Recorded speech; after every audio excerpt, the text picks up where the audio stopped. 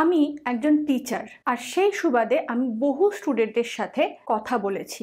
আমি বিভিন্ন ক্লাসের যারা টপ 1 থেকে 5 এর মধ্যে র্যাঙ্ক করত তাদেরকে নিয়ে একটা সার্ভে করেছিলাম যে তারা কি উপায়ে পড়ে আর সেই পার্টিকুলার উপায়ে পড়ে তাদের কি কি সুবিধা হয়েছে। আর তার মাধ্যমে আমি টোটাল 7খানা জিনিস জানতে পেরেছি, যেটা আজকে আমি তোমাদের সাথে শেয়ার করব। প্রথম নাম্বার, আমি যখন স্টুডেন্টদেরকে জিজ্ঞেস করতাম যে তোমরা কখন পড়ো, কোনটা বেস্ট আওয়ার, তোমরা ভোরবেলা উঠে পড়ো নাকি রাত জেগে পড়ো নাকি অন্য কোনো সময়ে পড়ো নাকি দুটো সময়ই পড়ো, কোনটা বেস্ট তোমার জন্য, তখন সারপ্রাইজিংলি সমস্ত স্টুডেন্টের আনসার কিন্তু আলাদা আলাদা ছিল।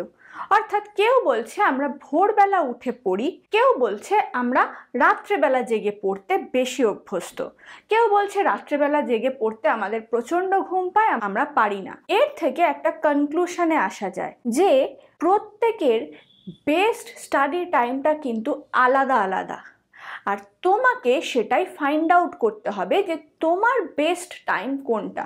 তোমার যদি মনে হয় যে তোমার সকালবেলা উঠে পড়তে ভালো লাগে না, তোমার রাত জেগে পড়লে রাত্রের যে পড়াগুলো সেগুলো বেশি মনে থাকে, তাহলে সেটাই তুমি করবে। আবার যদি এটা মনে হয় যে রাত জেগে পড়লে তোমার কষ্ট হচ্ছে বা রাত্রে তোমার ঘুম পায়, সেই সময় কনসেন্ট্রেশন দিয়ে তুমি ইম্পর্টেন্ট কোনো টপিক পড়তে পারো না বা মনে রাখতে পারো না, তো সেই সময় তুমি পড়বে না, তুমি ভোরবেলা উঠে পড়বে। তুমি সেই সময় কোনো এমসিকিউ প্র্যাকটিস, রিভিশন, এই ওয়ার্কগুলো করবে।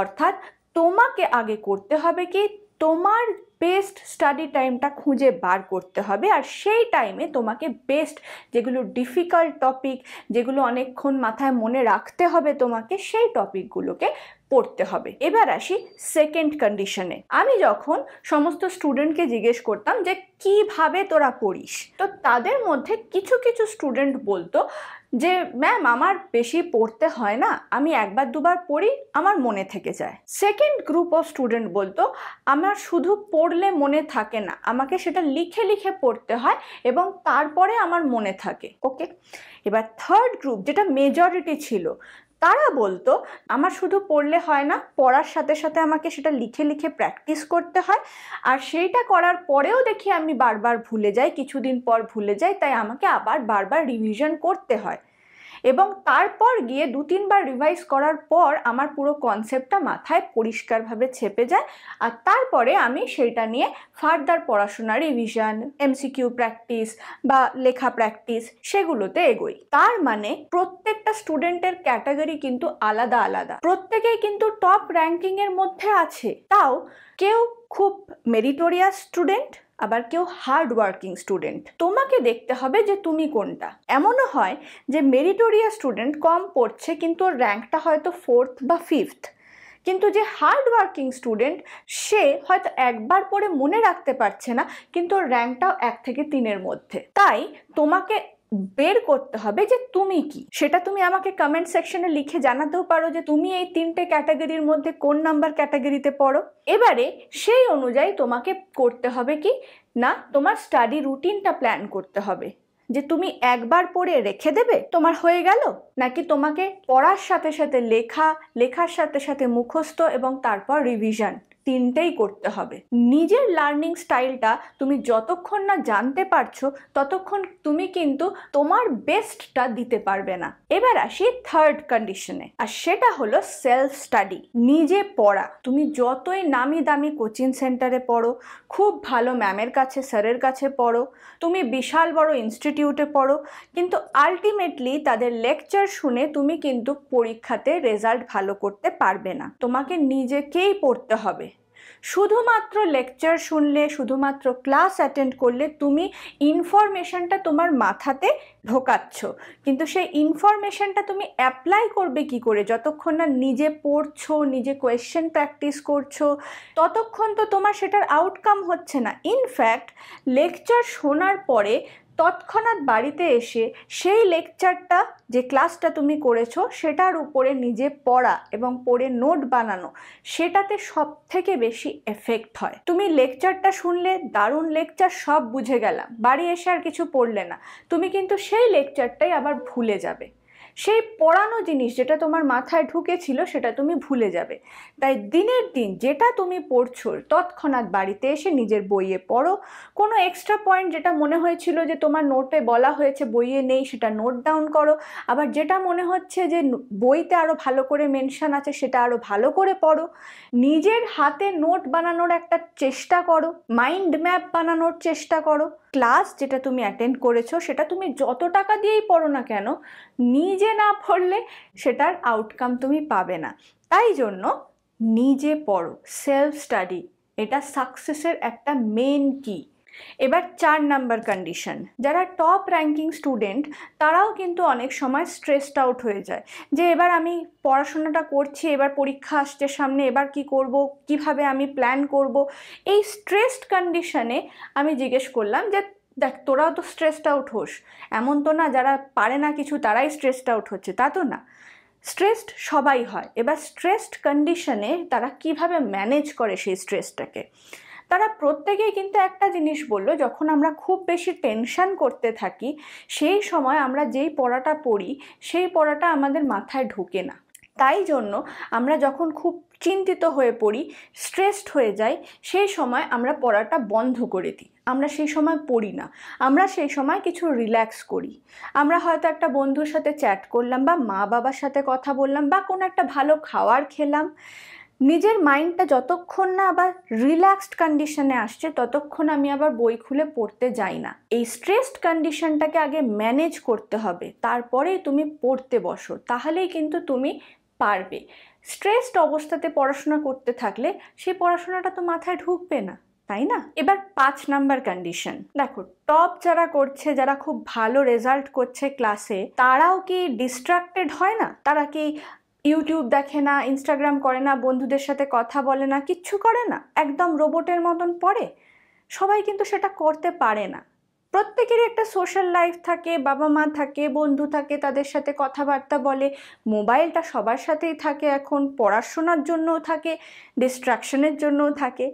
কিন্তু তারা সেই ডিস্ট্রাকশনটা কন্ট্রোল করতে জানে। তারা পার্টিকুলার একটা টাইম বেছে নেয় যে আমরা এই সময় মোবাইলটা দেখব, আর সেই মোবাইলে তারা কি দেখবে সেটাও কিন্তু ডিসাইড করে নেয়। মানে তারা মোবাইলটা চালিয়ে উল্টো পাল্টা রিলস, কিছু নাচ গান হয়ে যাচ্ছে, উল্টো পাল্টা বলিউডের গসিপ চলছে, এই সমস্ত কিন্তু তারা দেখে সময় নষ্ট করে না, কারণ তারা জানে সেটাতে তাদের মেমোরি পাওয়ার, তাদের মেমোরি রিটেনশন পাওয়ারটা ড্রপ করে যাবে। এটা কিন্তু রিলস বা শর্ট কন্টেন্টের বিশাল একটা ড্রব্যাক, তাই এটা করতে যেও না। তাই তারা কি করে, তারা কিছু ভিডিও দেখে যেটা মনে হচ্ছে যে সেই ডিস্ট্রাকশন পিরিয়ডটার পরে তাকে আবার নতুনভাবে পড়াশোনা করতে কিছু উদ্যম যোগাবে, সেই রকম কন্টেন্ট তারা দেখে।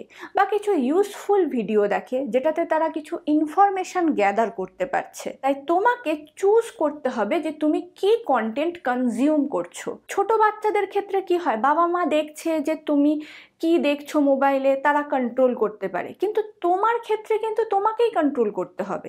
তুমি এখন একটা এজে পৌঁছে গেছো যে সময় বাবা মা পিছন থেকে দেখবে না যে তুই কি দেখছিস বাবা, এইসব দেখিস না। সেইটা তোমাকেই বলতে হবে নিজেকে যে এটা যে দেখছি এটাতে আমার কিন্তু কোনো ভালো দিক হচ্ছে না, উল্টে কোনো একটা ব্যাড এফেক্ট পড়ছে, ব্যাড ইম্প্যাক্ট পড়ছে। আর এটা সব থেকে ভালো তুমিই বুঝতে পারবে। তাই নিজেকে চেক করো যে আমি কি কনজিউম করছি আমার সোশ্যাল মিডিয়া থেকে, আর এই ডিস্ট্রাকশন টাইমটাকেও ইউজফুলি হ্যান্ডেল করো। সবাই কিন্তু ঘাটে, এরকম না যে সবাই পড়ে যাচ্ছে। তারা কি করে, একটা টাইম স্পেসিফাইড রাখে যে ধরো খাওয়ার পরে তারা আধ ঘন্টা মোবাইল চালাবে, সেই আধ ঘন্টাতে তারা বন্ধুদের সাথে চ্যাট করবে, ফোনে গল্প করবে, বা কিছু রিলস দেখবে, বা কিছু রিল্যাক্স করবে। এবারে তুমি চেষ্টা করো যে সেই টাইমটাকে বেঁধে দেওয়ার। মানে তোমার এখন সন্ধ্যাবেলা পড়তে বসে মনে হলো একটু মোবাইলটা দেখি, একটু দেখতে গিয়ে 1 ঘন্টা কাটিয়ে ফেললে, সেটা করলে কিন্তু চলবে না। তোমার মোবাইলটা, এই ডিস্ট্রাকশন টাইমটা তোমাকে সেট করে রাখতে হবে যে এই পার্টিকুলার টাইমটাই আমার আছে, যেখানে আমি আমার প্রিয় বন্ধুর সাথে ফোনে কথা বলবো বা মেসেজ করব, অথবা কিছু রিলস বা ভিডিওস দেখব যেটাতে আমার হেল্প হবে নেক্সট আমি যখন পড়াশোনা করতে বসবো সেখানে। তাই আজ থেকে এটা ভীষণভাবে ফলো করা শুরু করে দাও। নিজের ডিস্ট্রাকশন টাইম সেট, আর সেই ডিস্ট্রাকশন টাইমে কি কনজিউম করছো সেটা চেক। নেক্সট, সিক্সথ কন্ডিশন, বিশ্বাস। যারা টপ হয় ক্লাসে তারাও কিন্তু কোনো না কোনো জায়গায় ফেল করে। কারোর হয়তো মক টেস্টে যতটা ভালো সে ভেবেছিল ফল করবে ততটা ভালো রেজাল্ট সে করতে পারেনি। তার মানে তার মধ্যে কিন্তু এটা আসে না যে আমি ফেল করে যাব পরে। কেন জানো? কারণ তার সেলফ বিলিভ, সেলফ কনফিডেন্স এটা আছে। সে জানে যে আমি হয়তো আজকে কম নাম্বার পাচ্ছি, কিন্তু এটার উপর যদি আমি ওয়ার্ক করি, আমি যদি নিজেকে শুধরাই, আমি যদি আরও একটু বেশি এফোর্ট দিই, তাহলে কিন্তু আমি আরও বেটার রেজাল্ট করতে পারবো।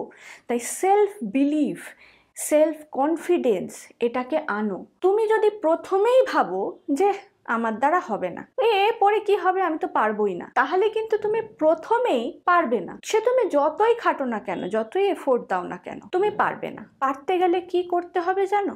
নিজের উপর বিশ্বাস আনতে হবে।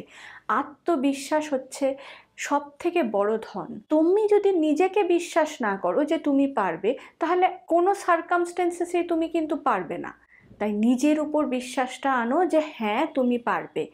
তাহলে যখন দেখবে ছোট ছোট ফেলিওরগুলো তোমাকে অত ভাবাচ্ছে না, যখনই তুমি ছোট ছোট ফেলিওরগুলো করছো, যে কোনো ভুল করছো, কোনো মক টেস্টে ভুল করছো, টেস্ট পেপার সলভ করতে গিয়ে ভুল করছো, ঠিক সেই সময় তোমার মনে হবে যে আচ্ছা আমি এই দিকটা কম পড়েছি, তাই জন্য আমার ভুল হচ্ছে, আমি আবার পড়লে আমি এটা আবার পারবো। সেই কনফিডেন্সটা আনাটাই হচ্ছে মূল মন্ত্র, যেখানে তুমি একটা বড় গোলকে অ্যাচিভ করতে পারবে। আর আমি প্রথমে বলেছিলাম না আমি 7খানা বলবো, এটা তো গেল 6খানা, তাহলে লাস্টেরটা কি? ডেডিকেটেড স্পেসে পড়া। পড়ার জন্য তুমি যেখানে খুশি বসে পড়ে ফেললে সেটা কিন্তু হয় না। তোমার একটা ছোট কর্নার, স্টাডি কর্নার, তোমার বিশাল বাড়ি, তোমার একটা স্টাডি রুম থাকবে, সবার কিন্তু থাকে না সেটা, তাই তো? কিন্তু তোমার একটা স্পেসিফিক জায়গা যেখানে তুমি পড়ো, সেই জায়গাটাতে, সেটা তোমার স্টাডির টেবিল হতে পারে, সেটা তুমি নিচে বসে টুলেও পড়তে পারো, সেটা যেখানে খুশি তুমি পড়ছো যেই জায়গাটাতে, সেটা স্পেসিফিক। এবং প্রতিদিন চেষ্টা করবে সেই জায়গায় পড়া আর সেই জায়গাটাকে ভালো করে রাখা। সেখানে তুমি তোমার বেস্ট, তোমার ফেভারিট কোনো কোট টাঙিয়ে রাখতে পারো। চোখের সামনে তোমার স্টাডি টেবিল, স্টাডি রুটিন সেটা টাঙিয়ে রাখতে পারো। আশেপাশে কোনো বই, সেটা যেন পুরোটাই একটা পড়ার এনভায়রনমেন্ট তোমাকে দেয়। সেই রকম একটা জায়গায় বসে তুমি পড়ো, দেখবে সাকসেস তুমি পাবেই। তোমার যে গোল সেখানে তুমি পৌঁছাতে পারবেই। আশা করি ভিডিওটা তোমার খুব ভালো লেগেছে, খুব হেল্প পেয়েছো। যদি ভালো লাগে ভিডিওটাতে অবশ্যই একটা লাইক করো। দেখা হবে পরবর্তীকালে আবার এরকমই কোনো গুরুত্বপূর্ণ ভিডিওতে। ততক্ষণ খুব ভালো থেকো।